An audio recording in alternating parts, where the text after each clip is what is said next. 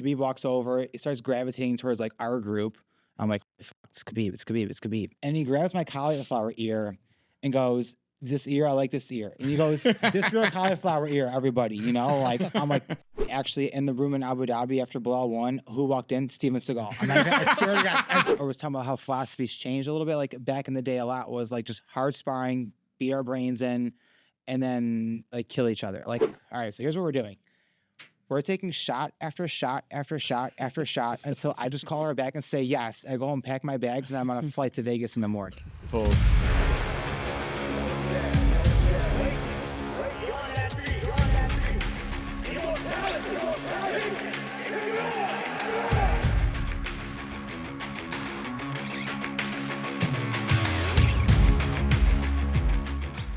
Ladies and gentlemen, welcome to Money, Loyalty, Legacy Podcast. My name is Matt, and I'm here with my co-host, Ross, a.k.a. The Champ, baby. Check it out. We have a really great guest today. We have the current middleweight champion for former UFC champion Anthony Showtime Pettis, fighting championship. Welcome. Give me your lunch money, Kevin Nowaczyk. Thanks for having me, boys. Let's jump right into it. Fun. Thank you for coming. So you're at a really renowned gym here in the Midwest, and you're training now with former UFC champion Julia Pena, current title contender Bilal, remember the name Muhammad. How is that training with those types of people, and what is it like being in a room with them and other individuals in the UFC? Terrifying and nerve-wracking. Yeah, I know. We got a great gym out there, though. We got like a pack of wild animals out there. We got like 6 or 7 guys in the UFC roster right now that are going to kill it in their futures, and even the guys that aren't in the UFC, like they're going to be in the UFC. Like we're going to breed like a really great team over there. We got a really good coach in Mike Valley, Coach Meach, Coach Bilal. Yeah, like I said, we got Juliana, we got massive striker and Nacho Bahamondes. It's a pack of wild animals over there, and then the practices that we go through, it's grueling every single day. It's tough, but it's awesome. Is it motivating being around world-class fighters? Yes. For you, does it make you want to be a better fighter? Absolutely, because I want to aspire to be what they are, you know, like Juliana Pena was a former champion, you know, Bilal's going to be the next champion. It makes me want to like continue that lineage and give them something to like, I want them to be saying this about me in 5 years, you know, so absolutely. Speaking of Juliana Pena, her fight against Amanda Nunes was absolutely incredible when she won the championship. Were you there for the preparation of that when she was preparing for Amanda? I was not there for the preparation of that one. I had like an off period of like training for a while due to an injury, and then I wasn't there for that one, but I was there after that, and then that was incredible. I think during that time it was like the biggest upset in like a championship fight ever, I believe. For sure. And absolutely. she killed it. Yeah, and she dominated that fight too, which was crazy. She absolutely dominated, yeah. Now, do you take a lot of that in consideration from your coach? You know, I know he does a lot of angles with you guys, and she uses a lot of angles. Like, obviously, you just won the championship for Anthony Pettis' fight organization, and you slipped it, and you came back with a counter and knocked the guy out. I mean, is this something that you learned from that gym, or how's that work? Dude, I mean, like, I wish there was some secret or something, like, mystic about it, but, like, we literally just drill every single position ever. Like, the practices are, like, 2 hours long. We are going over every single position, every single scenario all the time. Like, we really get our time in over there. So whether it's a slip into a punch or whether it's, like, an angle cut into a kick, like, we've drilled all of it for hours, you know?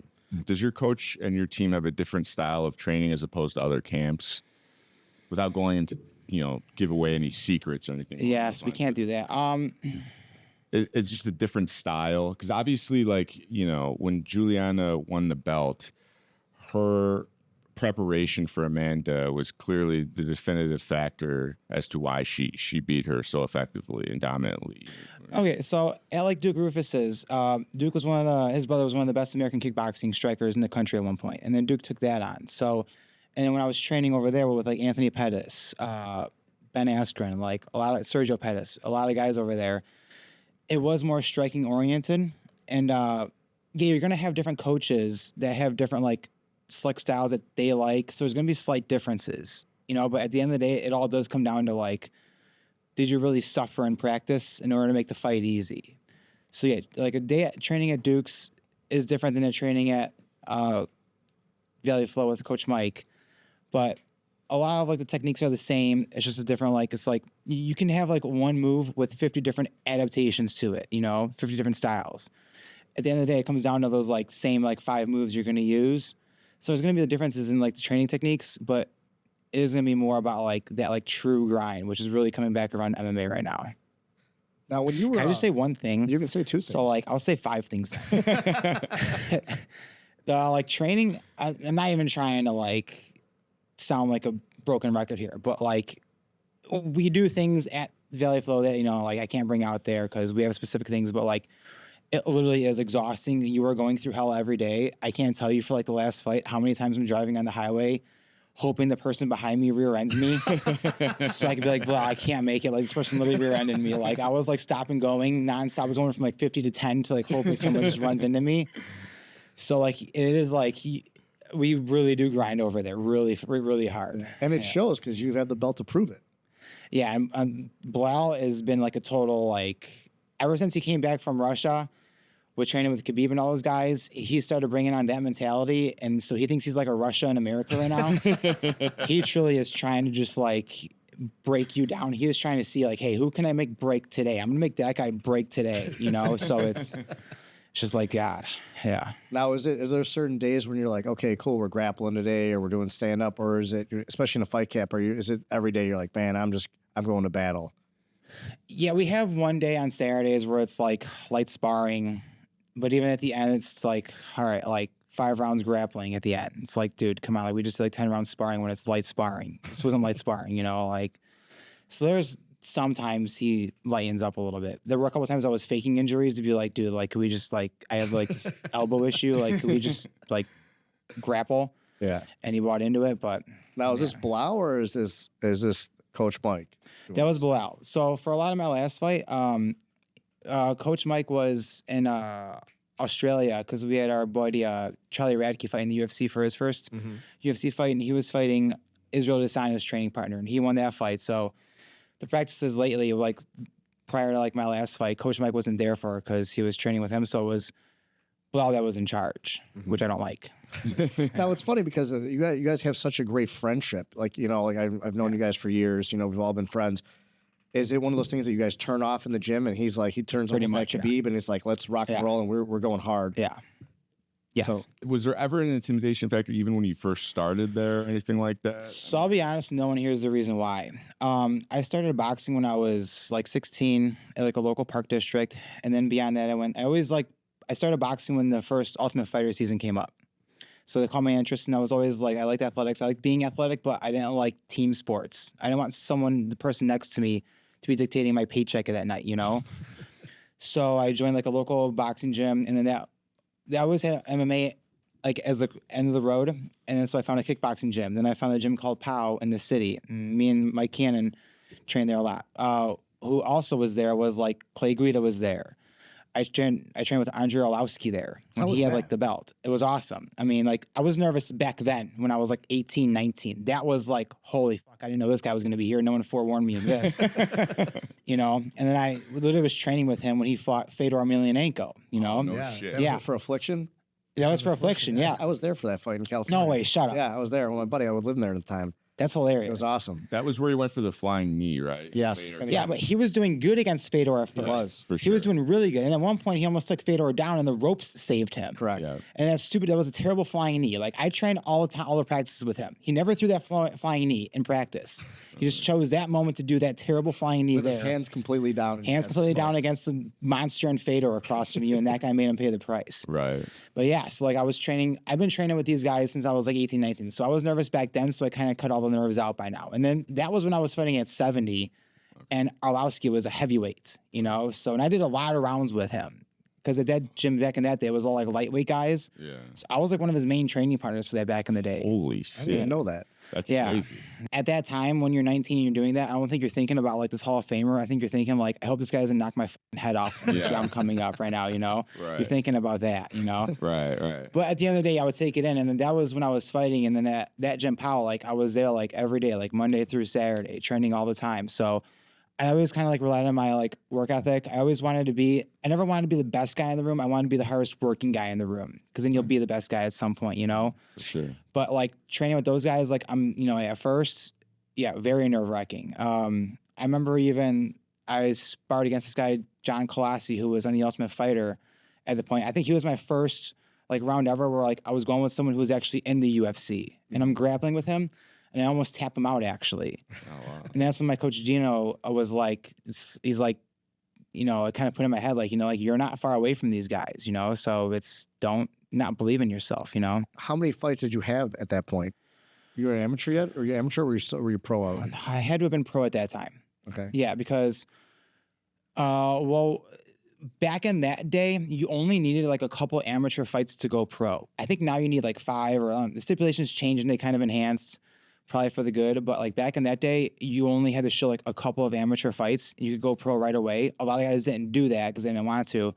Right away, I was like 2 fights in, or like 3 fights in, whatever it was. I wanted to go pro like right away, I'm not gonna lie, it sounds pretty crazy being like in your late teens, early 20s, sparring with Andrei Arlovsky. Like, I haven't thought about it like now that imagine. we're reflecting on it, but like, yeah, like I haven't reflected on that in a long time. Yeah, so it is pretty crazy, and he's still there. So yeah. Well, how do you feel like the Chicago fight scene is like evolved over the years? The fight scene, I'm gonna say honestly, I think our gym Valley Flow is the only gym right now where people are like who are really aspiring to go to the UFC are like training at, and that's unfortunate.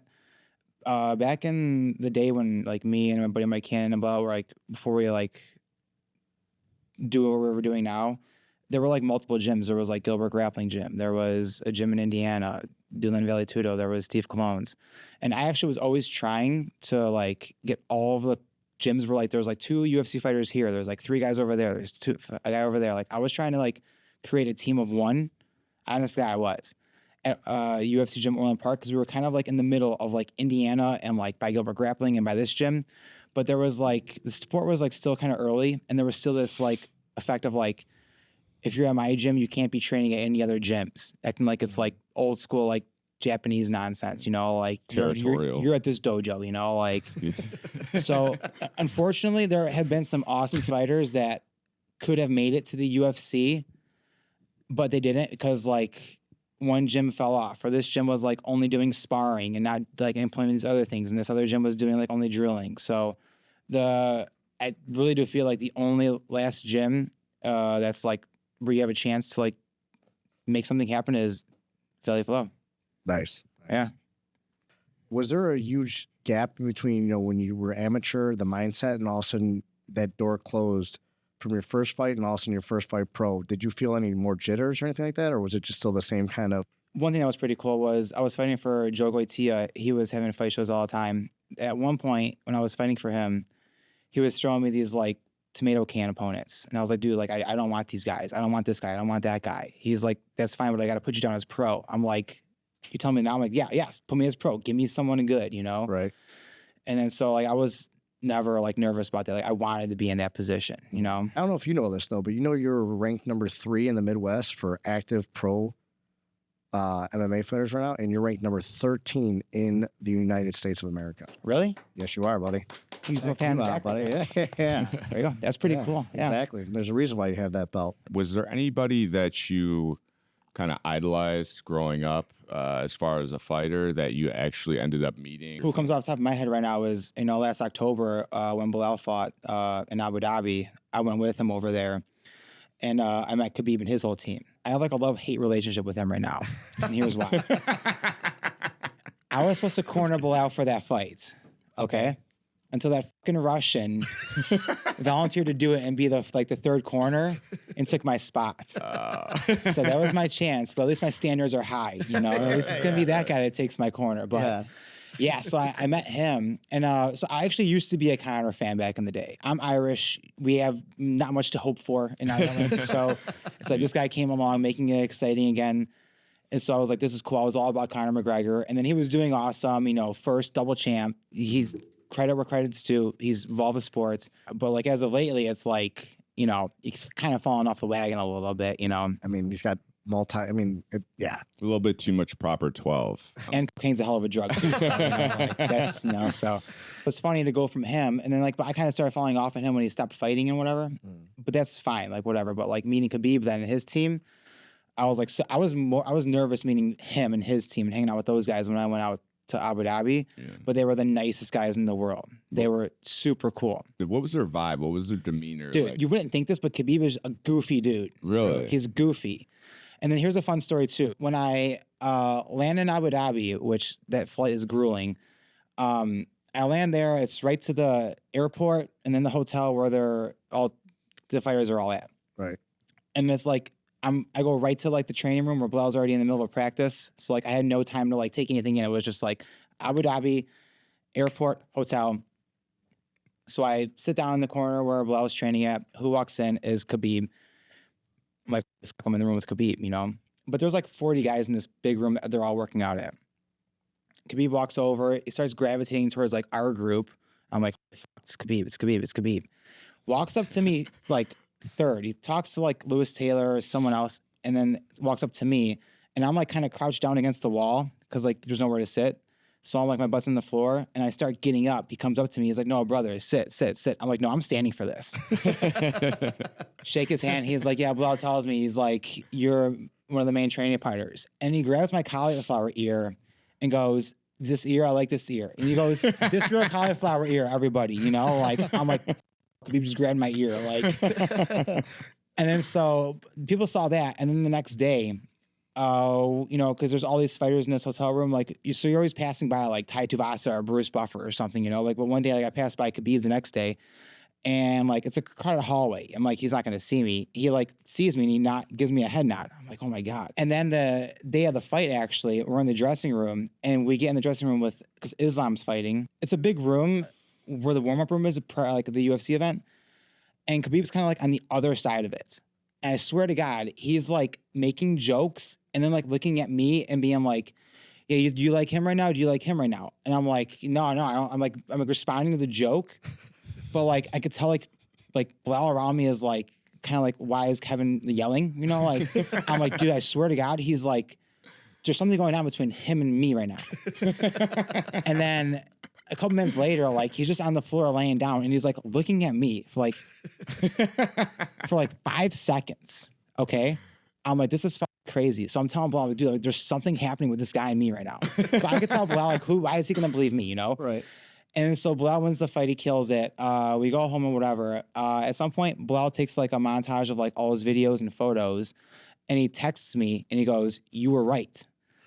Because then we take a photo after the fight. I tell Lewis Taylor, I gotta get a picture with Khabib. I'm all the way in Abu Dhabi, I gotta get a picture with him. So I asked Khabib, I'm like, hey, I came all the way from Chicago to here for you. Could we get a photo? And then he's like, yeah, absolutely. And then Bilal's like, let me get in the photo.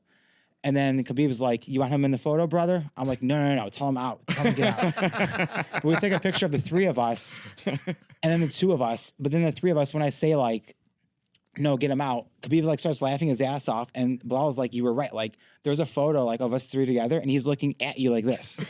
Again, looking straight at me. What do you think that was? I think he loves me. But how could he? I don't know. He was a super down to earth guy. He was really funny, really goofy, always telling jokes. You would think that you see him smashing people in fights and just murdering every single minute of a fight. Right. That he's gonna be the Terminator when you walk up to him, no personality. No, he was super cool, joking, fun loving. I feel we could have gotten a drink afterwards. Right. Yeah. For people that are maybe casual fans of MMA or people that aren't really familiar with MMA, can you just tell them who Khabib is? He is the top of the top of the top. Undefeated fighter. Walked away, undefeated. Everyone knows who Conor McGregor is, right? Even if you're not an MMA fan, okay, right. Well, this guy murdered that guy. To spin back off in the beginning for once again, the viewers watching this, Kevin, can you take your headphones off for a minute so they can see these? Sure, yeah. These awesome paws you got going on right now. Look at those bad boys, man. Now, one, you never mess with a guy in a bar when you see yours like that. That's good. That's a man rule. That's a man rule. If you see a guy, leave him alone. also, how long did that take to get to that point, and how painful is that? Well, so a lot of it is me punching myself in the ears because I wanted to have this lift. Oh, yeah, right. No, so like what's fun is that like, yeah, like guys don't mess with you at the bar anymore, you know? On the other end, as MMA gets like bigger and like people like know what it is, girls think these are hotter. You know? So I've had girls come up and be like, hey, can I touch your ears? And I say yes every time. Even fat chicks? The fatties got to pay. They got to pay for it. They can touch, but they got to pay. Yeah. For people that don't know, how does the cauliflower ear form? It's just blood pressure to the ear. So it usually is like in wrestling, like you're always like grabbing your opponent's head and like smashing their ear all the time. So it's just pressure to the ear. Boxers get them sometimes because they get punched in the ear, but not as much because, you know, you're aiming for the jaw, not the ear. But it's more in wrestlers. But yeah, it's just blood pressure. And then what happens is like you'll take a needle and you'll like syringe it out, but some blood is always left over at the end. So it's just like continuous volume of like you get it over and over and over again. Where you can't do anything. I can't even feel like earphones in these. Like these are fine, but like regular earbuds, like I can't even. I have to like duct tape them to my ear. It's like I don't like working out like with these on, you know, because like they slip and whatever. Yeah. And I feel like when you work out with them, you kind of look like a jagoff. So like I like the regular ones. So I make it even more of a jagoff and I gorilla tape them to my ear. Seriously? I swear to God.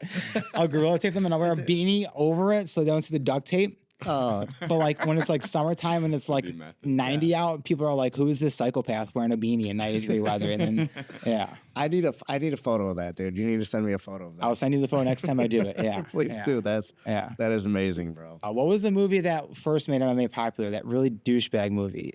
Never Back Down. Down. Oh, God. Never Back Down. That probably was like the first like a fight movie like I really took into. You know? I think that there's a drinking game out there that every time they say "Never Back Down," the name of the movie in the movie, you have to take a drink. There's some ungodly amount of time they say that. It's Do they ridiculous. really? Yeah, they always say "Never Back Down." You know, Have you ever seen any Steven Seagal movies? when he was on the boat, he was a cook.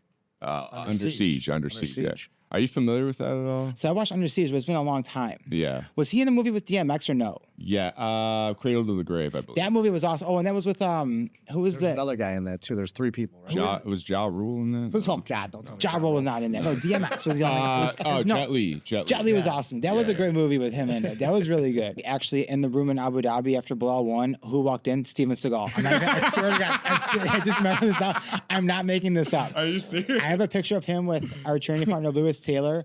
He walked in out of nowhere. It was like, What was he wearing? Dude, he looked like Steven Seagal. Like, Like he had like a robe, like a he had a robe on, like a tribal necklace, some stuff like that. Yeah, but I forgot about that until now. But he walked in. In this room is like I'm there because of Bilal, but like we had Khabib in there, we had Islam in there. We had like some. I'm not trying to be ignorant, but like I think we had some sheiks. I don't know, like some freaking like big time like royalty in the training room with us.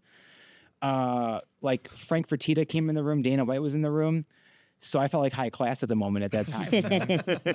That was what brought in Steven Seagal. Somehow he got part of the situation. It's Steven Seagal. I was he definitely him in there. just walks in by himself, like he just like appears out of nowhere. He does it in the movies. I just find it fascinating that this guy just started popping up at the MMA scene. I think a lot of that martial arts stuff is just complete bullshit. Well, yeah. 'Cause it is? 100%, yeah. There's a reason why there aren't any just straight Aikido fighters in the UFC or in MMA. Aikido is garbage. I mean, Right. I'm sure there's like one or two like wrist locks you could have if someone's grabbing you, and that's cool. That's fine. But you could be taught that in like a youth wrestling room, you know? Yeah. No, but like, yeah, the whole Anderson Silva Steven Seagal thing, that was weird. The whole like, I feel like the whole MMA world was weirded out by that. Yeah. And that's why it was like a one-time deal. Right. You know, right. so maybe for Anderson, it was like, maybe he watched his movies and was a fan and was like, hey, well, I have an extra corner. Are you free to stuff? You know, Wait, so what did he do when he walked in the room then? Who did he like? What was Yeah, he doing like then? try to elaborate on that. so he just started talking to all these, yeah, like, I'm not trying to be ignorant. the Like, all princes? these, all the princes and sheiks and all these stuff. He just started talking to all of them. Oh wow. Yeah. Yeah. And then damn. at one point, our trainer partner, Lewis Taylor, like got like a handshake with him. I snapped a quick photo of it, sent it to him. Oh, nice. Yeah. He was just, dude, like it was mind blowing because I'm in one room You know, like I'm a kid from, I'm an Irish kid from Chicago. I'm a Catholic from Chicago. I'm over here in Abu Dhabi with Dana White, Friends of Fertitta, these sheiks and Steven Seagal. And, you know, like, yeah. And then you have Khabib over there just kind of staring at you. I think Khabib's in love with me over here, you know, like, yeah. A lot of thoughts happening at once. What was it the first time that you walked out for your first fight? What was going through your head? The one thing I thought of was, I can't remember what song I wanted on, like when they walk you out, but like they walked me out to like an Eminem song that like I didn't pick. And I didn't pick Eminem, I picked someone else. I can't remember. Yeah. But like they gave me the wrong song, so I'm like, am I the guy? Like am I the guy walking out right now? Is this this isn't my song? So it was like a lapse, and I was like, that was my first, like I was already like a negative thought. Right. You know, I was like walking out like as they my song up, you know. No, I love Eminem. I grew up on Eminem. So like that was Threw you off a little bit, though, it right? threw me off because it's like, what the fuck, you know, like Yeah. when you fight, the ring announcer will come out and be like, hey, what's your name? How do I, because they want to know like how to pronounce it if you have like a weird name. And my last name is Nowaczyk, but it doesn't look like that in the card because I'm a Polak. And then he's like, all right, do you have like, and this was Ray Flores, who, if you don't know who Ray Flores is now, like he's doing Mayweather's fights. Yeah. So he announced my first That was fight. one of mine too, which was amazing. I see it now. I'm like, holy Was it crap, really? dude. Yeah, it's hilarious. Yeah. Goatias. Yeah, and then we still like link up and talk every now and again Great on Facebook. guy. He's hilarious. He's awesome. Yeah. Really fun guy. But he's like, all right, do you have a nickname? And just out of nowhere, I'm just like, yeah, it's give me your lunch money. And then him and my coach like all laugh about it, but I'm like, no, like it's just Kevin, you know, like Kevin. And then my coach is like, no, it's funny, like go with it. I was like, all right, we'll go with it. So we went with it. And then after the fight, like I had so many people coming up to me and being like, that was the greatest nickname in the world. Like you keep that. Absolutely. And then like I just kept it, and then, like it's been like a riding wave ever since. Now- Because back in that day, they're like everybody, that was when the UFC like kind of first started popping up. Every other nickname was either the Assassin or the Pitbull. So I was like, fuck you guys, I'm going with give me your lunch money, you know. Like before the last fight, like I didn't even know, because I'm not on social media a whole lot. Like I kind of just chill, but like guys from my team are like reposting things like on ESPN MMA, on like other threads. It came up like, this motherfucker's got the best nickname ever. And it's getting like thousands of likes. Yeah, I'm like, now we're talking. All right, that was good. Thank you, Ray Flores. Which is great, because that nickname, I mean, we can't get over enough. Give me your lunch money. Which is funny, because you're not that guy to like walk up to bully people and be like, give me your lunch money, which is like a counterreactive. No, like, if anyone, I'm the one like trying to give the guy my money. You know? Like, yeah. What is the mentality when you decide you want to do this professionally? Are you nervous of potential outcome, the consequences of you're getting in a ring with another guy that's trying to take your head off, and knowing that you're going into combat with another guy that's trying to kill you? You know what I mean? Like, how do you prepare yourself mentally? Man, for me, I have to know that like I worked harder than this guy. I have to like, for me, it honestly is way more mental than physical. Like I have to know that like I put in the rounds. I have to know that I put in every practice. I have to know that like I can't look back and be like, man, you could have like done this different. You could have done that different. I got to be like, no, I got to do that today. You know, like, so it's such a crazy sport as well too. You know, you can work your ass off and just a flash knockout happens. You know, like one of the other greatest fighters in the world was GSP, and then he had like a surprise knockout from a guy named Matt Serra. Matt Serra is a great fighter, but he wasn't supposed to win that fight, or maybe he was. You know, however you want to look at it, but he won that fight, and then turn around, they had a rematch, and GSP, you know, like came out winning on top, you know. And you won the belt too. Matt Serra won the belt in that original GSP fight. Did he win the belt? Yeah, he did. Yeah, Yeah, that was because he won the fight, I think, from the Ultimate Fighter show, and then he got to fight the champion for like a return. Is that what? Yeah, That's one of the biggest upsets of all time. That was a huge upset. But like Matt Serra was a jiu-jitsu guy too. No one thinks he's gonna like rock him with a punch from his arm that has half of a bicep, right? You know, like, and then stop him there. Yeah. But like, and then Matt Serra's awesome. You know, like he's amazing. But it was just, you know, like in terms of like where their careers were at that time, like, you know, GSP was one of the best in the world at that time. Right. You know, Cain Velasquez was one of the best fighters in the world. He had like a knockout that he had against him, and then he went back and won the fight in a rematch. So like on one hand, like I do prepare for like if something like a flash knockout happens or like that, like you can't like be too down on yourself. This thing's gonna happen. But like I said, like at the gym we're at, like we train for like every scenario possible. So like we try to not have those like surprises happen. And that's why it's like 2 hours of just like drilling, this scenario, that scenario. Like we try to get like every situation down to minimize the chances of these.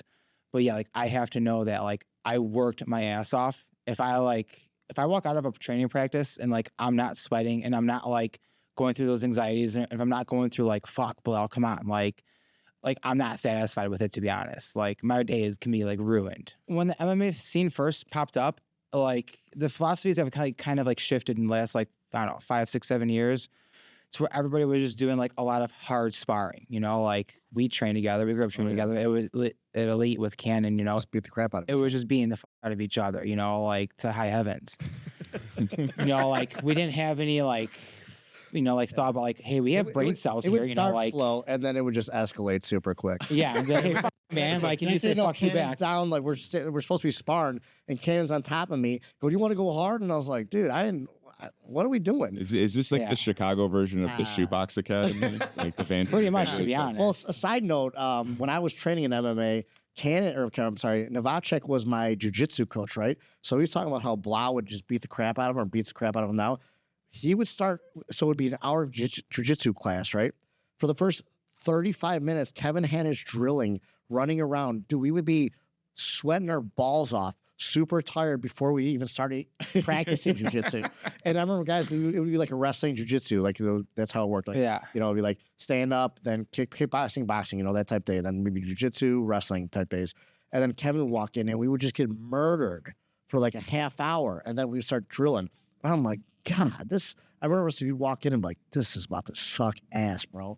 But obviously, you know, our cardio and conditioning got super good. So that's kind of I'm gonna piggyback on that. Like, I was talking about how philosophies changed a little bit. Like back in the day, a lot was like just hard sparring, beat our brains in, and then like kill each other. Like now the philosophy has kind of changed to where it's like, okay, like we're gonna drill super, super hard. And like if you're really good, you can make drilling like 100% like live, like goes, but like you just hold back on the impact. Like you and I can spar, and I know when to hold back on the punch so your brain isn't taking the beating. So like when we train over there, like you want to train without being damaged the next day, because you have to make it back to training the next day, and then the next day, and then the next day. So there's a level of like when we do the sparring, when we do the like the hard impact stuff, that's kind of at the end, and like we minimize that stuff. But it is a lot of like hard drilling to where like it's the live scenario and we're preparing for the situations, but not taking damage to the body. And that's why you got like a lot of fighters now that talk about like, before we used to spar like 5 days a week, hitting our brains in, you know, like now in hindsight, it's like, hey, like we have brain cells. Like, do we want to make it to 60? You know, I had like a concussion from sparring in the gym. I've had many concussions, you know, like we're trying to minimize those, you know, now these days. Yeah. So the philosophy has changed to like we're being safer in training, but like still getting our work in and being effective when we get into the cage. Now, which is a great point, and also to bring up, especially for you, like what has been your biggest hurdle in your pro MMA, you know, career so far? Obviously, you know, everyone sees the belt now, and it's like, oh, you know, he's got it. And obviously there has been blood, sweat, and tears to get where you're at right now. For you, what was the hardest hurdle for you during your career, from training to things to overcome that you had to do? What I will say is a lot of it is a lot of injuries that happen in this sport. And what I'm liking now is like with me personally, like, I'm really taking recovery seriously. Like I have a Theragun in my car. Like I do it all the time. I'm taking like fish oils all the time. I have like a sports trainer that I work with 3 days a week. I'm doing these peptides that like everyone's starting to do now. And it's really helping, you know, like just like overall body recovery. But like the injuries are like a hurdle. And like when you're like trying to like train for the sport to make it your life and you can't do it, like it fucks your life up. You know, like I'm trying to do MMA, you know, not only because I love it, but for a paycheck to support a life, you know, and support a family and whatever. If I can't do that, now my life is right. So it's like, and that's a mental hurdle in itself then, you know? So like the mental hurdle is like getting like through the injuries and being banged up. And that's what, like, I feel like now the philosophy has also changed too. So we're like really taking in like recovery. That's what like everyone's talking about the ice baths now and all that stuff. That's all becoming like really popular right now. Right. Well, you're 21-4, right?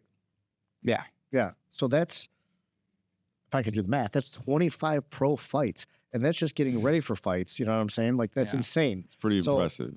Yeah, right? The math, or also... I was thinking the math. I was like, are you Asian by any chance? Like, you know, like, hey, I'm just a genius by heart. 21 plus 4. All yeah, right. I'm like, carry the one. No, so, I mean, I don't think a lot of people understand the miles that puts on your body. And for you to keep doing it, which is amazing. The sacrifice. Yeah. I mean, 21-4 is an amazing professional record. You know. What were the stats again? Say those one more time. Oh, okay. You know what? The ones from. You are ranked number 3 in the Midwest for active pro middleweights currently, and also number 13 in the United States. It's not bad. The whole United States. Those are not bad. Those are not bad numbers, boys. Right here, baby. He's got the belt. I will say that the one thing that always me up mentally, like when it comes to like income and like a job wise and what I'm doing, is that it always fucked up in the head that like I don't think there's any other job where you do all the training for this paycheck and it comes down to this 15 minutes. Right. You know, like that's kind of fucked up. You know, like there were like back in the day, like when I do remember there was a period where like I'd be fighting and I'd be like in the room before my fights, like warming up, and I'd be like, what in God's name are you doing, buddy? You know, like you could do a 9 to 5, you know, like where you're guaranteed hourly income. Like, what are you doing right now? Like you're getting an occasion in your underwear and you're trying to kill somebody before they kill you. And then if you kill them first, you get the full paycheck. If they kill you first, you get half the paycheck. And you're going to do this for how long? Like, you know, like, what are you doing? You know, like, so that is like the main thing that like always messed me up, like immensely, was that like your whole like night comes down to those 15 minutes. And what's interesting as well, this is a cool thing, more fighters, as I talk about how the sport's revolving, like more fighters like Khabib and Henry Cejudo are doing things in their training sessions where like if like you're fighting but on some like a training day, like they'll have like just you and him are training or sparring for like 3 5-minute rounds. We're actually having cornermen for each guy. We're actually having like a ring announcer. We're actually playing the real life scenario down because you don't want those first time jitters to be when it actually happens. Right. It does take your breath away. It does fuck with your system. And then we actually did that for the last fights, and I had no idea. I walked in the training session and it was Bilal and Mike Cannon, and they're like, hey, well, you're just sparring. You're fighting Billy for 3 rounds today. And I'm like, I walk in, I'm like, what? Like, huh? He's like, yeah, it's just because I'm talking about like, you know, these 2-hour grueling practices. I walk in like 2 weeks before my last fight. He's like, yeah, it's you and Billy. I'm in Billy's corner. Cannon's in your corner. I'm like, hold on. Are we being serious or not? Like, we're like 15 minutes into like he's like, yeah, you got like, he's like, Mike's gonna hold pads for you for 5 minutes. You got 5 minutes. We're gonna have an announcer. We're gonna do the whole thing. I'm like, this is fucking crazy. Like, we're actually doing this, but we did it. And like, I swear to God, like it helped a ton. Like when I was actually in there for the last one, I was like so non-nervous. I was like, this is awesome. You know, like that's so like playing those live scenarios out too. Like it smartens your brain and like it gets you like, cause what you don't want is you train your fucking ass off for 2 months, you know, like 2 hours, 2-3 hours a day, you know, grueling, sweat, blood. And then you're just the type of personality who gets like really shocked by like, you know, you get like public shyness. You got all these people, like it's the whole building, even if it's just like 50 people, you know, like eyes on you. It's kind of like, we don't go through that scenario as humans a whole lot, you know, like, so it's kind of like a strange to us, you know? So it's, you don't want that your first time to do that to be like when it actually depends on your paycheck. You got to do it in the training room. Right. It's my understanding that you were a part of the Ultimate Fighter. Can you go into that a little bit? Yeah. So actually, I think when I was like, man, was that 20? I think I was 21, 22. I got hit up by a manager who was interested in me. He's like, I think we can get you on to the next tryouts for the Ultimate Fighter. So I was like, hell yeah. Yeah. So, I go there. The very first, again, it's like, I'm young at that time. We go there, we do the process where at first it's like you grapple with an individual, then you're going to do mitt work, then you're going to do an interview. And then when I did the grappling portion, the guy I matched up with was like fucking phenom at jiu-jitsu, tapped me out right away. I'm like, fuck, all this for nothing, you know, like, sorry, Greg, you know, you paid for the flight, you know. And then like what happens is like they'll cut you in half at that point, you know. So when the guy comes around and tells me like, hey, like you're going to the next level, I'm like, what the fuck? And then it was like mitt work after that, made it to the interview. And then you go home, they tell you like, hey, if we call you back for an interview, that means that's good news. You know, like if we don't call you for an interview, you know, you didn't make it. They call me back for the second interview and I do like really good. I'm like, hey, I train with like Andrei Arlovsky. I'm like, and so when you go there, the process is really weird.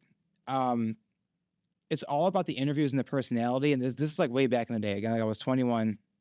So it's all about like personality and like who's going to build like viewership, you know? Right. So I threw out like Andrei Arlovski. They asked me that, you know, like all those things. And like I make it to the final interviews, right? So when you're in the final interview, it was weird. I think they psychologically like try to f you up. So they have you at this like terrible hotel here the whole time anyways. And like you can't leave the hotel, and you know, so and they built it up to where like it's the final night of like interviews, but it's like 3 like they have you at like floor 1 of the hotel, and then like all these security guards are like surrounding you, and they have you like floor 2, and then like floor 3, you know? So it's like you're in a Mortal Kombat game, you know, like you're getting into like Bowser at the end, you know? So boss.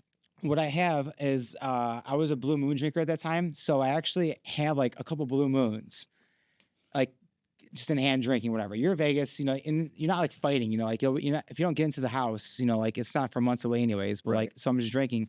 But by the end of it, I get to my last Blue Moon, and you sit up and it's like the head table, like a mafia freaking family, you know? And the guy at the end is like, he sees me drinking a Blue Moon. He's like, what the f***, you didn't bring any for us? I'm like, dude, I didn't even think about this, you know? Like, I'm like, dude, I'm like, whatever.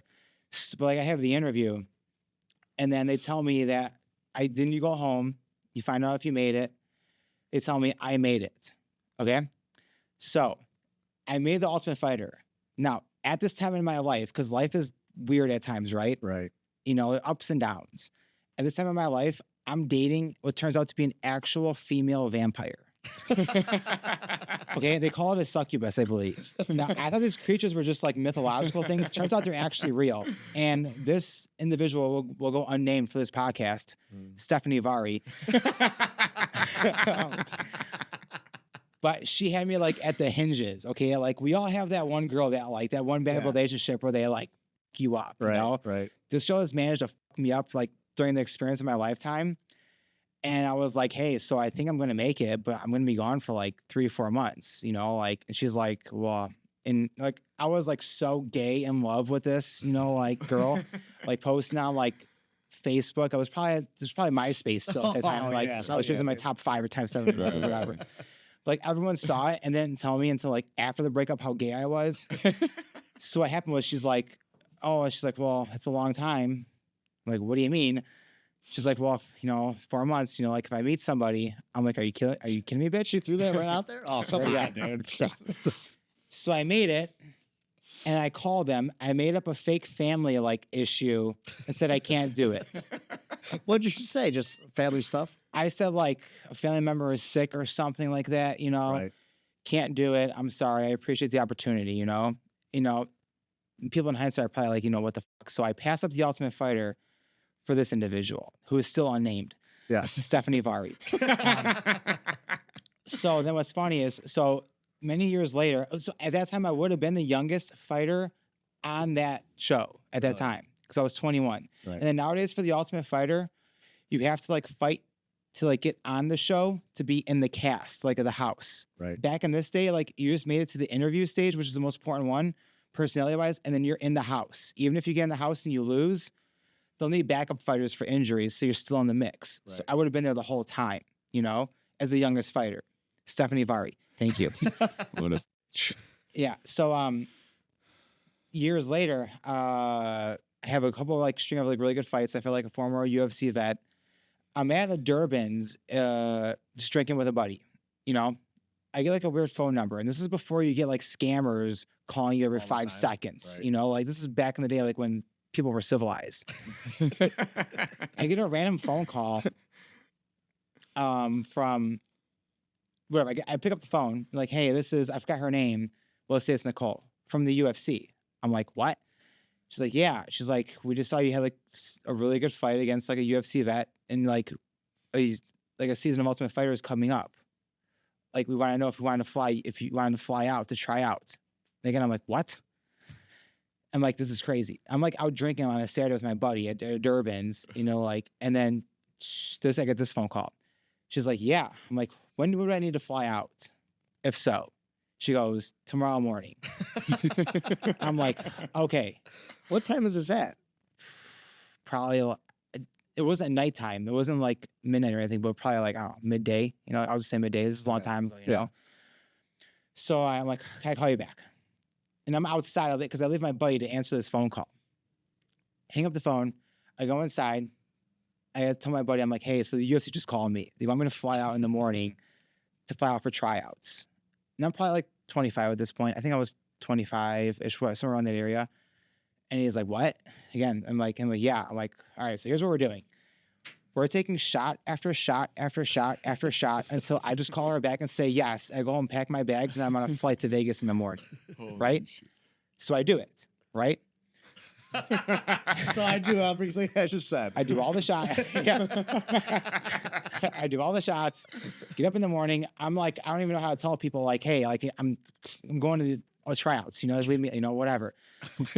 I'm on the flight and again, like you go through this interview process again. So it's like weeks of like whatever. I make it to the final one again, you know? So when I make it to the final one, I'm already prepared for all this stuff. I have a whole case of Blue Moons. All right. So when I finally get to this like final set, you know, like up there, I'm like, it's the same guy. I see Bowser. I'm like, yeah, I got your Blue Moons, bitch. You know? so I'm like, all right, I got your Blue Moons. See, the only person, everyone else was like, no, the only person was the head guy. Bowser was like, yeah, I'll have a Blue Moon with you. Pass it over. Really? Going great. This is fucking awesome, you know? Yeah. So the whole time they're like, okay, what's going on? Because like we have your file, but we don't know where is to where like you were here and then you're gone, you know? I'm like, yeah, I had a fucking girlfriend who like, you know, like said like she like had me at the traps and just wouldn't like let me go. And then I was a pussy, you know? And then the guy, like, they're like giving me grief for that. I'm like, I deserve all of this. Go ahead, keep it going, you know? Like, I got a whole case. I got 8 Blue Moons left. We could do this all night, you know? Like, I think I haven't already done this before to myself without you guys around me, you know? So, like, the guy starts asking me, he's like, okay, well, do you have a girlfriend now? I'm like, no. He's like, well, like you're like, somehow it retracts the guy, like, asking me, like, are you gay? Like, you don't have a girlfriend now, like you do this for this girl, but like you're not even with her anymore. Like, are you fucking gay or something? And I'm like, this is weird. Like, why is it? Yeah, I know. But he keeps on like retracting back to like, are you gay? I'm like, no, I'm not gay. Like, you know, give me a lie detector test. So at the end of it, they're like, okay, well, why should we take you now? You know? And I was doing really good at this point in my fight career. And honest to God, I was like, honestly, like, if you don't take me, I don't care because I'm gonna make it either way. I don't give a fuck. You know? So I leave it, and then the girl who called me about the flight, like she's at one of the people at the table as well, you know? So like I go downstairs, you know, I do whatever. She texts me, she's like, that was really good.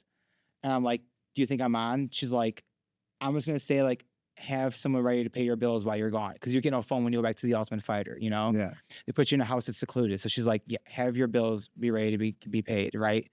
So then I made that one again. So I'm on the flight alone. I think I'm like, man, like I was here like 5 years ago and like I fucked it up, you know, like I didn't take the opportunity, you know, like I'm doing it again, you know, like, but you're doing it the right way this time. It's going to work out, you know, like this is good, but it didn't work out. I got knocked out the first fight in like 30 seconds. Yeah, by like a flash knockout that I was talking about before just happened. It was like a flash knockout, but the whole like scenery was like all up. Like they don't tell you who you're fighting. You don't know, like you don't get to really get ready or whatever. Like you don't get to mentally prepare. Right. And they have you like in a room by your, before it was just like a hotel you can't leave. This time it was like a room you can't leave. Like you can't leave this room unless you need like water or ice. Like you can't have your phone. You can't have like any books. You could have the Bible over there. And if you're not religious, then get, you know. So that was it. So like that was like part of that journey. So that was interesting. Yeah. Now a spin-off of that is, you know, I've known you for a long time. Yeah. One of the things that's always fascinated me, even with us, you know, training together, or be in the same gym because we're completely different weight classes. You could hit me across the ring, done it before. Is your weight cut regimen? Back in the day, tell me if I'm wrong here, but I remember I'd be like, Kevin, you're starting to cut weight. Like your fight would be on a Friday or a Saturday in Indiana, and you're like, yeah, I'm cutting weight tomorrow, and it's fucking Saturday. Wouldn't you cut weight extremely, like just like hardcore like that? Yeah. 5 days. Well, so like you don't cut weight No, I do it the right way. So don't come at me like that. No, no. Okay? So, like, I was saying, your post weigh-ins was also awesome too. Back in the day. Okay. So like, well, the science is that like you like water overload. Okay. So I used to fight at 170. Yes. Here's what's funny. So I used to fight at 170. I'm still the same weight now as a middleweight, which is 170 is welterweight. I've not fought at 85. I'm the same weight now as when I fought at welterweight. So like the craziest cut that I had was in 2 days, 20 pounds. And that was doing it the wrong way. That was like without like overloading on water, which is a science now that really helps you lose weight. I was just doing it like off of being a scumbag. Like the hardest workout was 20 pounds in 2 days. So when I fought at 70, I would walk around at like 200, weigh in at 70, but I would fight at like 200 again. Like I would gain like 30 pounds. I would like lose 30 pounds and gain 30 pounds. Now at middleweight, I'm still at like 85. I weigh in at 85 and I'll fight at like 95 actually, because I don't put that weight on. Because like when you're so depleted, like when you're like a starving third world child depleted, like you overload a ton. Like you're everywhere. Like I would have like Red Lobster, like Longhorn, like taste like ice cream, everything. But when you're more comfortable, like you don't go through that weight fluctuation. So back in the day, I used to like really push the limits. Even like the fight promoters that I had that day, they were like, dude, you're not 70 anymore. Like, and every fight I'd be like, shut up, you know, like I can do it. And finally, like it crossed over. I was like, yeah, you're right. You were right the whole time. You know, like, why didn't you tell me before? You know, like, No, yeah, no, so I used to cut it like always crazy. amazed me because I'm like, kind of like, you know, there was a time, I don't know if we ever fought on the same card, maybe one time, or no, I don't think we did actually. But I remember like you cut weight, we did Elite Performance, and then you'd lose all the weight, and then I'm like, oh, what'd you eat the next day? You're like, oh yeah, I stopped at, you know, McDonald's, got a McFlurry, I had Red Lobster, I went to Texas Longhorn Steakhouse, and I was like, how did that not like that? You felt fine on fight day? No, I felt terrible. Yeah. Yeah. Yeah.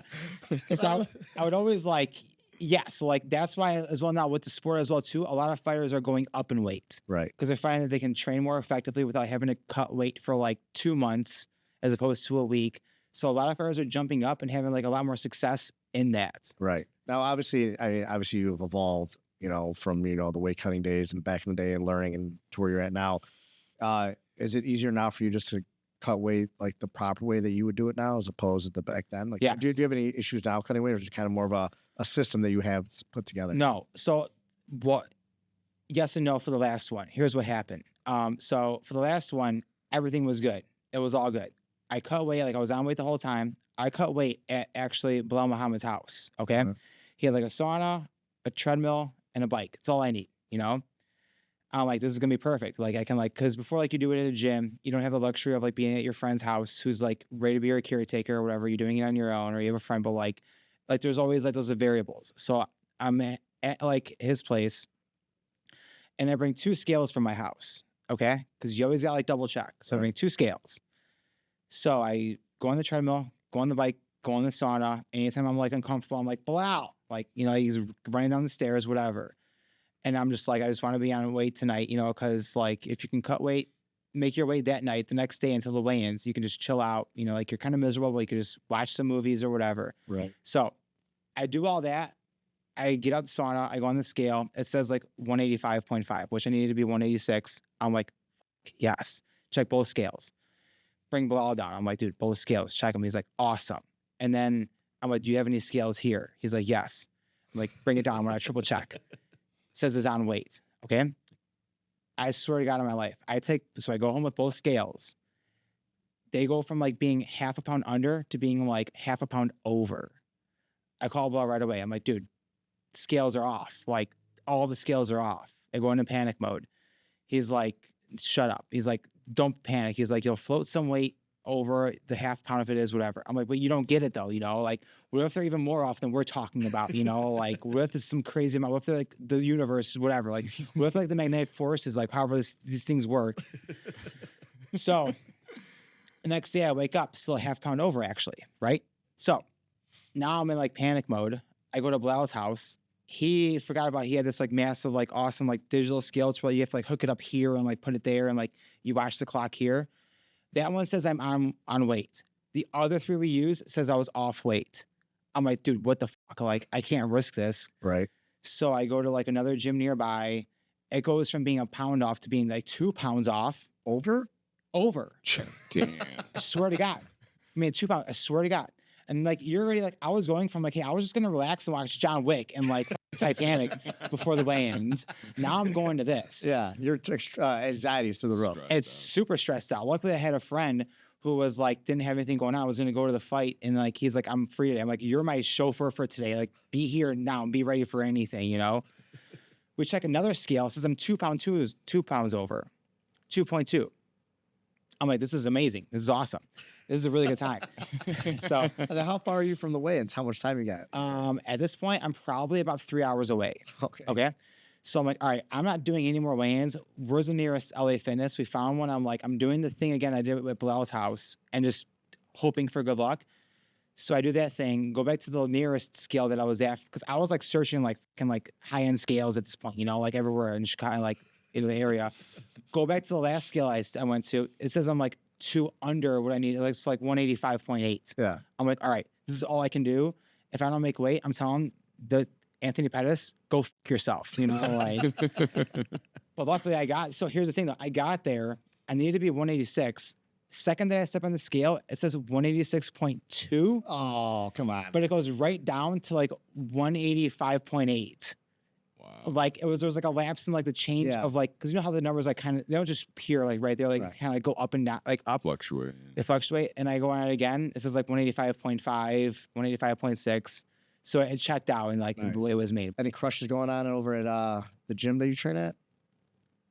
There's one. There's One. All right. I don't know if I should talk about this. Okay, there is one. It's not okay. Maybe there's a crush. Whatever. First off, we could talk about these things because we're men, you know, right. like Yes. Grown adults. innocent, like crushes. You know, like there is one individual that is named Juliana Pena. Wow. Oh. She's a very good-looking girl. Like you're in the room with her all day, and then as of like recently in training sessions, she is calling me Kevy Wevy. So like, You mean to tell me that Blau never calls you Kevy Wevy? no, he better not ever. Yeah, I'll slap him in his face for that. No, like, yeah, like I do have like a slight crush on her. She's a very beautiful girl, She and is. then like Very pretty. former champion, like we were talking about earlier, like she like defied the odds, killed Amanda Nunes. So this is what was funny actually. Like, not my last fight, the fight in February. Couple like weeks before the fight, I had a partner, Ignacio Bahamondes. So he's one of the guys. He's just a monster in the game. He's gonna 100%. he's gonna kill it. You know, like soon. You know, he's young still, so he's gonna kill it. But like we had like a clash of like confrontations to like where like his heel landed in my forehead, and like my forehead split like wide open, like super hard, and it was like bad. Like blood was like all over the cage and everything, and the whole team's like starting to like freak out because it's so bad. And like we go to like Code Red. Juliana was like really cool. She rushes up to me. She's like, "Hey, we have to get you to a hospital right now. I'm gonna drive you." I'm like, "Shut up," you know. This is Juliana. Like, she's like, "No, like you have to like your forehead is split wide open. Like, I will take you to the hospital right now. Like, we have to go." And I'm like, flustered with this crush, while like holding my forehead closed. I'm like, so it's like two like massive things going on at once. Oh, yeah. I'm like, how do I deal with this? I'm like, no, Juliana, like I can drive. I'll figure out. She's like, no, you can't drive. I'm driving you right now. And I didn't have her drive me because I was like, again, like going through that, like, it was, You got a lot going on at one dude, point. that was weird, you know. Like, and then she starts calling me Kevy Wevy, but then I still had the fight, and she's like, the next week I come back and she's like, "Oh, you're taking the fight still?" I'm like, "Yeah." She's like, "You're so tough," and like gives me like I'm like, "I love you," you know, like we just do it now, you know, like get married, you know, like we just get married now. Yeah. So as far as like MMA So that's crushes, even more confidence for you. You're like, hell yeah, I'm gonna win this fight. well, yeah, and I won the fight, and then and then the last fight actually she was front row. Ah, nice. She was front row, so Damn. we'll see how that goes. But we're just having fun playing games. She's a babe, and she's a great fighter, and then For she's sure. like a 100%. hard trainer, hard worker. She's an amazing fighter, and she defied odds like we talked about earlier with that, with winning the championship belts. I mean, She truly did. And even like for her, like she was ready to take me to the hospital, like right there. I'm like, that's awesome. Like that's like true like team like effort right there. You know, like she's a good human being. You know, absolutely loyal to the team for sure. So can you talk about how you obtained the belt in general? How you linked up with Anthony Pettis' organization? So I used to train with him at Duke Rufus's, so we always had that relationship. And then he's been, as of like recently, starting a promotion that's like kind of prominent in the Midwest area right now. They were just in like England, I think like 2 weeks ago. I think they're in Puerto Rico this weekend actually, but like he's doing a really good job. And now he's in the same area. So like, at our gym, we have the connections. So they reached out to our gym. They asked me if I wanted to fight for the middleweight strap. I was like, fuck yeah, like let's do it. And his fight is on Fight Pass, UFC Fight Pass, which if you're not in the UFC and you're aspiring to be there, the next best thing you could do is you could fight at a regional scene that's on televised on Fight Pass. 100%. Yep. Take a step further than that, main event. Step further than that, for a belt. It just looks good, and the UFC likes those things, So I was like, hell yeah, let's do it. So I said yeah to the fight. He reached out to me. That was awesome. What sucked was on one end was I had like a little bit like a slight knee sprain before the fight, and they're like, all right, well, you're gonna fight this black belt that's like a leg locker, I'm like a knee sprain, but it wasn't like a bad knee injury, like it wasn't like anything that's gonna be like a lifelong problem. It was just like you're gonna go through these injuries, but like I had just like a wrong takedown, slight knee sprain. I'm like, of course it's against a leg locker, So the whole time I had like my coach and Bilal, like they were all like surrounding like my practices, like around like these scenarios to protect the knee, but like kill this guy. And then what was awesome was like before the fight in the locker room, when I'm next to Mike Cannon, I'm like, dude, like I want just this one fight because like it's nerve wracking. Because what if he like tears my ACL and I can't ever walk again? Right. I'm like, dude, just this one fight. I think I can do it. Like I just want like a really quick finish, and then we just go to the bar because I've been so stressed out about this. And then he'd be like, all right, yeah. I'm like, no, you don't understand. Like, I want you to get off your phone. We're talking about Mike Cannon, right? Yeah. For people that don't know, like the guy, yeah, he's got 3% battery and he's always on his phone and he's looking for a charger. Yes. And he is one of the best grapplers, like anywhere. Like he's top of the notch, like he's awesome. But I'm like, no, get off your phone. I'm like, I'm telling you, like, I can end this fight early and we can go to like the next bar or something. He's like, yeah, okay, I got it. Yeah. I'm like, cute. But it worked out to where like it was, I think like just shy of a minute. I walked in and I landed a nice punch that clocked him the right way. Lights out. Nice. Yeah. Nice. It was awesome watching him live too, because like you finished him and he was on the ground. You just gave a couple pepper shots. And then the ref comes up, and he probably grabbed your head, still had your leg or something like that. And like you turn around and you're about to celebrate. And you're like, wait, am I still going? Like, and that's what happened. Yeah. So like I didn't know because like you see sometimes like refs kind of like maybe have like a bad stoppage to where like they kind of like halfway stop you and you don't know what's going on, but you're in that moment, so you can't process that thought. All I know was this guy was down, and I kind of like walk like over him a little bit. And he's still on my legs. So I'm like, fuck, let's do it, like, let's keep going, like, so that was that, like, that's like just instinct. Correct. Yes. Yeah. It's 100%. The two gentlemen next to me are also reality stars in the Chicago scene. And they apparently are banned from hanging out with each other and drinking without a chaperone. That's my understanding. So, Ross, if you want to take this one and lead into some of Kevin and Ross adventure tales. I mean, well, it's not really. I didn't know this was gonna be brought up. Yeah, I would have had my lawyer with me, to be honest.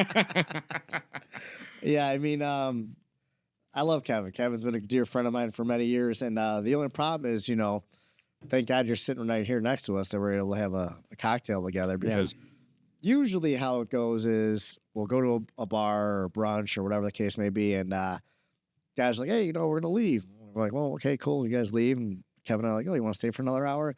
And the hour turns until about 7 hours later, and it's midnight or so, and then I'm kind of out of it, but, so we were at this one bar not too far from here. We were in the West Loop at the time, and then it was like Cannon and some other people. Remember that little like a fireman bar or some type thing, remember? Yeah. And then I asked the lady, it was just Kevin and I, I'm like, hey, what's the most expensive shot you got here? Yeah. And, she was like, oh, it's $50 a shot. I'm like, let's get it. Fuck it, So we do it.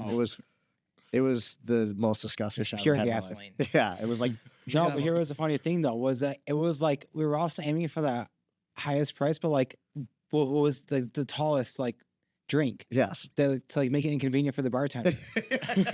And we didn't realize that she was like 7 feet tall. So like we thought she was gonna have to like call a guy from Home Depot to like get like a crane in it or something. She just reaches up and grabs it. Yeah, I was like, oh, And it this was the sucks. worst thing in the world. It was a cool $120 shot that sucked. That was terrible. Shit. Yeah. Well, remember the one night? I mean, Which night? I mean, I don't know if they all combine together, but I mean, you would know better than me because I kind of did the old skadoodle in my brain and turned my brain off for a little while. It kind of happens. went in autopilot, but Allegedly. So Yes. allegedly, on a Correct. Tuesday, yes. Ross texts me out of nowhere. It goes, "What are you doing?" And I'm like, because it's a Tuesday. I'm like, "What's up? What's wrong?" You know, like, "What's up?" He's like, he was a cop. You're a cop at the time, I was, yes. and you're like, I had like nonstop like shifts of just dealing with like nonsense. I'm either like finding a friend to go out with tonight, or I'm going out alone. And it's a Tuesday, you know, so I'm like, whatever. If you like come by somewhere where like I'm going by, you know, when I'm on my way home, we can meet out and have some shots. We do that. And then this is a long time ago. Yes, yes. This is our younger days. Let's see if we can meet up and have some shots. I love how you phrase that. Have some shots. Let's chill out here. Let's meet up and have some Yes. shots. Yeah. So we meet up. We start having like one, it turns into two, it turns into three. We go to another bar. You know, turns into 4, 5, 6. We go to a third bar. And then at this point, we're at a bar like where my girlfriend is at the time. She's like nearby. Where are you guys at in the vicinity of Chicago? Like, Orland Park. Orland Park, Then it is Orland Park. Yeah. So it's actually my ex-girlfriend, but like we were really cool at the time. Like we were still friends, like, you know, whatever. She's like on the same street, like a mile down. Ross ends up getting hammered. I'm like, buddy, like, hey, we could like stay at her place, you know, like a couple of blocks away. He's like, no, I have court in the morning. I can't do this. I'm like, okay, whatever. He gets in his car. He starts driving like a maniac. And I'm like, hey, like he's taking like, I'm like telling him like, hey, take this turn. He's like, no, I'm gonna take this turn instead. He just grabs control of the wheel. I'm gonna take this turn instead. I'm like, no, dude, we're going the wrong way. Like she's over here, you're over there. He's like, no, fuck that, we're going this way. And at some point he stops, and I take the keys out of the car. Okay. I take the keys out of the car. I get out the car. He gets out the car.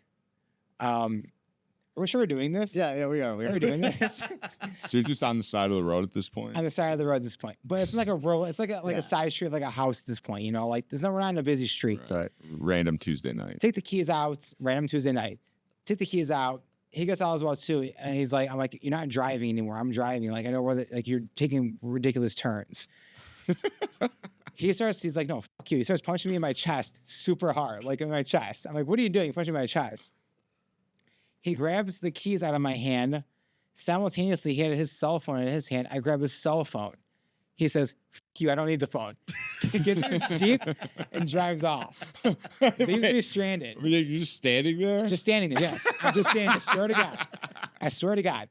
And he was taking these such ridiculous turns to where, like, you like this part of the section of like Orland Park, like you don't know where you're at. Like, so like I don't know where my girlfriend's place is at this point. I'm following the North Star, walking home.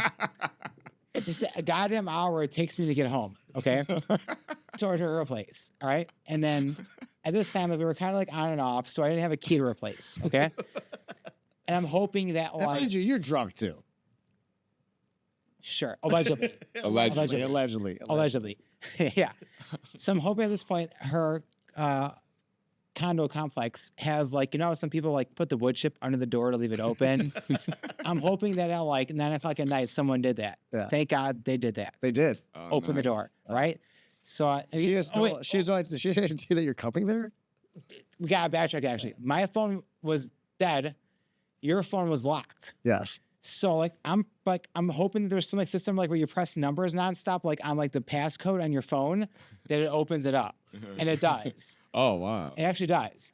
Who did I decide to call? Mike Cannon's mom. Oh yeah. Out of nowhere. Wait, Yeah, he called you his mom. why Mike Haynes, mom? Because I'm like, well, first off, like, in my phone, my ex-girlfriend's number is her name. So I don't know her actual number.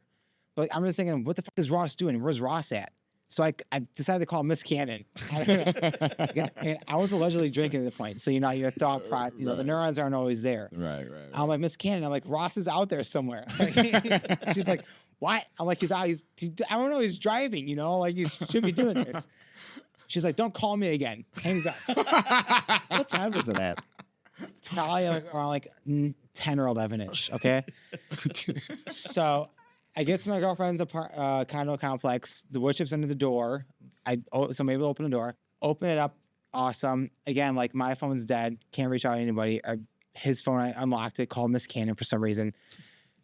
I started banging on her door at whatever time. She's like, "What shit? We haven't talked all day." She's like, "What is going on?" I'm like, "I'll tell you. Calm down." Same time as that happens, his phone rings, and it's not like a title. It's like a number. So I answer it, and they're like, "Hey, is this Ross's phone?" I'm like, "Yeah." He's like, "Okay, well, this is the Orland Park PD. We have him. We have his car right now. We stopped him." I'm like, "Okay, all right. Where are we picking you up at?" It's the McDonald's across the street. In the meantime, my ex-girlfriend's like, "What is going on?" I'm like, "We just gotta go." She's like, "What is going on?" We just gotta go get him. We'll talk later. We gotta go get him. All right. So we go over there. He is parked. I'm not kidding. Sure you want this out? Yes. He is parked. Not at the window, or not at the part of McDonald's where you say "Hey, I want a double cheeseburger." The drive-through. He's parked at the pickup window though. I passed out. I passed out with a pickup window. So you passed out Yeah, so we knocked out at the pickup window. Yes. Yeah. So he ordered the food, passed out at the pickup window. I drove to the pickup window and put it in park and just fell asleep.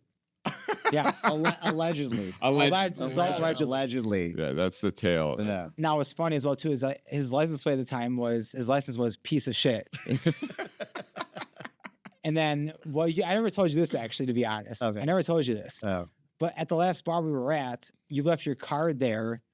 So when I picked it up and brought it back to you, I told you your card was there. I got it back to you. Yeah. I ordered $200 of food on that card before I give it back to you. Describe what happened when you pulled up. You get out of the car and you're like, "Hey, I'm the guy you talked to on the phone." So here's what actually happened. Now remember this. I was like, okay, well, yeah. The cop was very cool. He's like, "We don't want to book him." He was just getting a random order of chicken McNuggets. Fell asleep. Happens to everybody.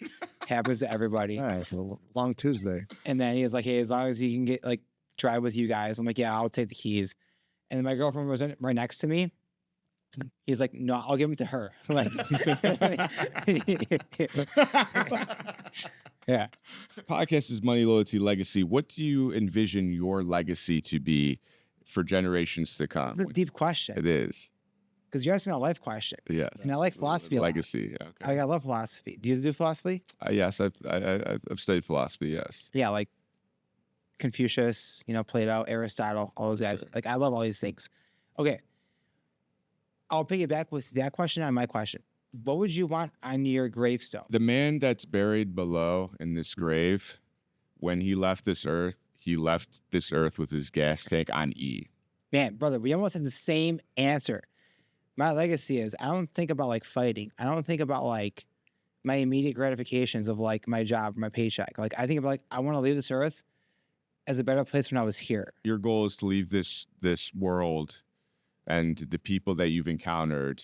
You want to leave it a better place. I want to always have a positive effect on everybody I meet. I want to walk away from anyone I see to be "Hey, I like that guy." Right. I want to uplift their day and make them smile. The floor is yours, buddy. We want your Facebook, Instagram, social media page, everything like that. Also, what else is that do you want to shout out to any sponsors? Also, things that you care about in life as far as I know you're a big dog lover. So if there's anything out there like that you want to shout out to everybody so they can have awareness and things, the floor is yours, brother.